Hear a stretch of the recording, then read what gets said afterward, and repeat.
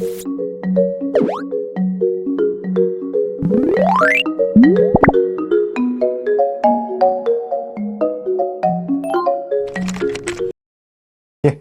시스템 핵심 정리 수업에 대해서 커리큘럼 한번 설명드려 보도록 하겠습니다.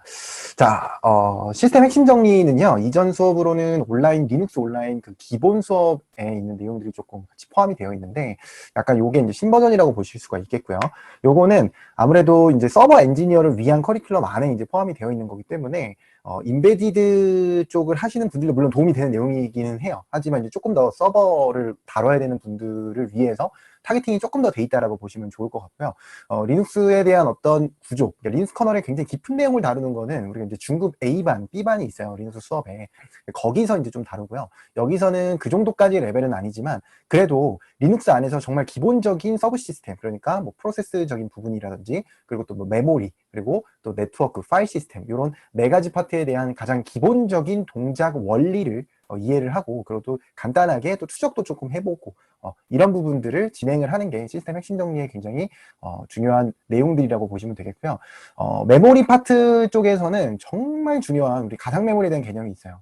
이거 정말 중요하거든요. 이 가상 메모리에 대한 개념은요, 완전히 하나에서 열까지 다 쓸 수 있어야 돼요.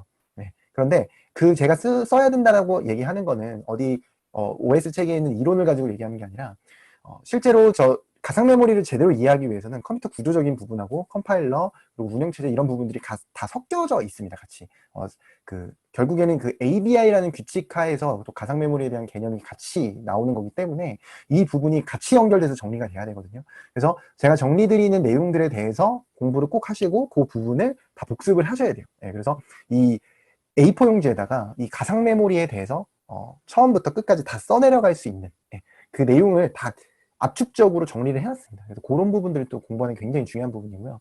또 이제 프로세스를 이해를 하고 또 TOP 같은 걸 통해서 시스템 전반적인 걸 보면서도 이 프로세스가 전체적으로 어떻게 스케줄링이 되고 시그널 처리가 어떻게 되는지 이런 부분들도 좀 정확하게 이해하는 게 중요하거든요.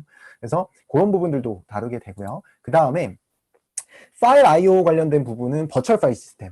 제가 생각했을 때 이 시스템 엔지니어를 위한 이 커리큘럼 중에서 이 시스템 핵심 정리 수업이 제일 중요하지 않나라고 생각을 하거든요. 정말 기초가 필요하신 분들은 이제 기초 수업부터 시작을 해야겠지만 리눅스를 어느 정도 사용을 하신다면 이 핵심 정리 수업만큼은 요거는 꼭 마스터를 하시는 걸 좀 추천을 드리긴 해요. 네. 그리고 요 내용만큼은 또 다른 데서 결코 얻기 좀 힘든 내용으로 많이 구성이 되어 있습니다. 만족도도 굉장히 높고요. 여기 보면은 이제 버추얼 파일 시스템 관련돼서도 그냥 말로만 버추얼 파일 시스템이 아니라 직접 이거를 추적해보고 이 내부도 이해를 해보고 정리를 해보고 이런 식으로 좀 실습을 통해서 내가 사용하고 있는 리눅스를 실제로 추적해보면서 이해하는 게 굉장히 중요하거든요. 그런 내용들로 많이 구성이 되어 있고 네트워크도 마찬가지인 게 네트워크에 대한 부분을 공부를 할 때 우리가 HTTP라든지 ICMP, 뭐 DNS, TCP/IP 그리고 또 뭐 ARP 뭐 이런 것들을 이제 공부할 수 있는데 이론적으로만 공부하고 끝나게 되면은 이거를 실제로 적용을 못해요. 그래서 이제 중요한 거는 뭐냐면 이런 이론을 당연히 공부를 해야겠지만 이거를 실제로 리눅스 안에서 확인할 수 있고 증명할 수 있고 추적할 수 있고 패킷 까볼 수 있고 이런 것들을 해볼 수 있어야 되거든요. 그래서 이런 실습들을 같이 넣어서 정리를 하고 그래서 네트워크를 실전적으로 리눅스 환경 안에서 이제 다룰 수 있도록 하는 거를 많이 정리하게 됩니다. 그래서 여기까지 해가지고 시스템 핵심 정리 커리큘럼 내용을 정리해봤습니다. 시스템 전체적으로 그 메모리에 대해서 한번 제 상태를 파악해보고 시스템 전체적인 메모리 부분을 파악하는 부분, 이 명령어가 free라는 명령어가 있습니다. 이 명령어인데요, 한번 입력을 해보도록 할게요. What is free라고 하면은 일단 명령어를 모르게 되면 이렇게 볼 수 있죠. 그러면은 지금 보이지는 이제 디스플레이 해가지고 지금 현재 메모리 상태에 대한 부분을 파악할 수 있는 그런 명령어라는 것을 체크해 볼 수가 있겠습니다. 밑에는 그냥 라이브러리 함수라고 보시면 되겠고요. 이 프로그램을 실행을 해본다면 일단은 직관적으로 볼 수 있는 건 human readable이라고 해서 -h 옵션을 주게 되면은 일단 토탈 메모리 공간부터 시작해서 used, free 뭐 이런 것들을 이렇게 체크해 보시면서 파악해 볼 수가 있어요. 네, 파악해 볼 수가 있는데 자 여기서 이제 중요한 거 free라는 명령어를 하게 되면요 그냥 바이트 단위로 보게 되거든요. 바이트 단위로 봤을 때 이 숫자 값이 딱 떨어지게끔 정리를 할 수가 있어야 돼요. 자 토탈을 한번 만들어 볼 건데요. 토탈을 한번 만들어 볼 건데 상식적으로 used하고 free를 더하면 어떻게 되죠? 상식적으로 used하고 free를 더하면 토탈이 나올 수 있다라고 생각할 수 있단 말이에요. 한번 해볼게요.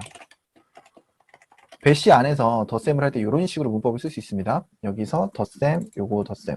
엔터를 치시게 되면요. 이게 토탈 숫자 값하고 달라요. 다릅니다. 그렇죠? 잠깐만 영상을 멈춰주시고요. 이 토탈 한번 맞춰보세요. 토탈 숫자 값이 딱 떨어질 수 있도록 나머지 요소들 있잖아요. 이거를 이제 이용해가지고 토탈을 만들어주시면 됩니다. 자, 해보셨나요? 자, 직접 해봐야 돼요. 그러니까 실수가 나오는 것도 공부가 되는 거예요. 자, 일단은 해보셨나요? 자, 해보셨으면은, 자, 여기서 이제 중요한 포인트. 여기서 가장 많이 하는 실수. 여기서 더하긴 더해야 되는데, 일단 쉐어드는 공유하는 거니까, 어벨러블, 이용 가능한 거니까, 요거 아닐까? 하니까 지금 토탈보다 넘어서 버리죠. 그러니까, 이게 숫자값이 안 맞아요. 네, 이걸 다 더하면 또 더 넘쳐나게 되고. 그래서 좀 대충 찍어보니까, 이 버퍼 캐시를 더하니까 나온다라는 거를 그냥 추측해서 알아내신 분들도 있을 거예요. 네. 근데 어쨌든 정답은 유즈드 더하기 프리 더하기 버퍼 캐시가 토탈이 나오게 됩니다. 그럼 왜 그러느냐? 일단은 프리는 말 그대로 안 쓰고 있는 공간이에요. 유즈드는 쓰고 있는 공간이라고 해석을 하는 거는 굉장히 그냥 초보적으로 해석을 하는 거고요. 여기서 말하는 유즈드는요, 진짜로 그냥 배열, 스택, 힙처럼 순수하게 메모리 공간을 쓰는 거를 얘기하게 됩니다. 그러면 이 유즈드는 전체적으로 진짜 사용 중인 거를 전체를 뜻하는 게 아니냐? 예, 아닌 거예요. 그냥 순수하게 그냥 배열이라든지 스택이라든지 힙처럼 그냥 이제 프로그램이 그 구동 도중에 메모리를 사용하는 부분이 유즈드고요. 이건 버퍼 캐시는 뭐냐? 메모리를 쓰긴 쓰는 거예요. 이게 사실상 이것도 유즈드입니다. 이것도 사용을 하고는 있는 거예요. 근데 다만 이거하고의 차이점은 뭐냐면 파일 내용이 메모리상에 유지되면서 메모리를 쓸 때 메모리상에 있는 내용이 파일 내용인 거예요. 배열이라든지 전역 변수, 스택, 힙 이런 식으로 프로그램이 순수하게 쓰는 메모리 공간이라고 볼 수가 없고, 이거는 메모리 공간을 차지하긴 차지하는데 디스크에 있는 내용이 유지가 되고 있을 때 버퍼 캐시라고 얘기할 수가 있겠습니다. 그렇죠? 이렇게 보시면 되겠습니다. 그러면은 사실상 토탈로 진짜로 쓰고 있는 거는 이거 더하기 이거예요. 그럼 나머지는 뭐냐? 이제 쉐어드는 공유하는 거니까 이제 스킵하면 되겠고요. 이 어벨러블이 이제 우리가 이제 개념 정리를 해야 되는 요소인데요. 그럼 어벨러블은 도대체 뭐냐? 어벨러블은요, 결론부터 얘기하면 프리 더하기 버퍼 캐시의 일부예요. 왜 그런 값이 나오게 되느냐? 이거는요, 실제로 지금 남아 도는 거를 그냥 바로 측정해서 이제 나오게 되는 값이라기보다는 이 어벨러블이라는 뜻 자체가 어떤 걸 지칭하게 되냐면요, 프로세스가 최초에 실행됐을 때 0까지 끌어모아서 최대치로 쓸 수 있는 게 얼마냐를 계산해서 그냥 적어놓은 것 뿐입니다. 그래서 프리는 당연히 쓸 수 있는 거잖아요. 그러니까 프로세스가 최초에 실행됐을 때 되게 된다면, 가정을 해서 되게 된다면 0까지 끌어모아서 최대치로 얼마나 쓸 수 있을까에 대한 답변이라고 보시면 돼요. 요거는 그거를 이제 계산해서 적어둔 거죠.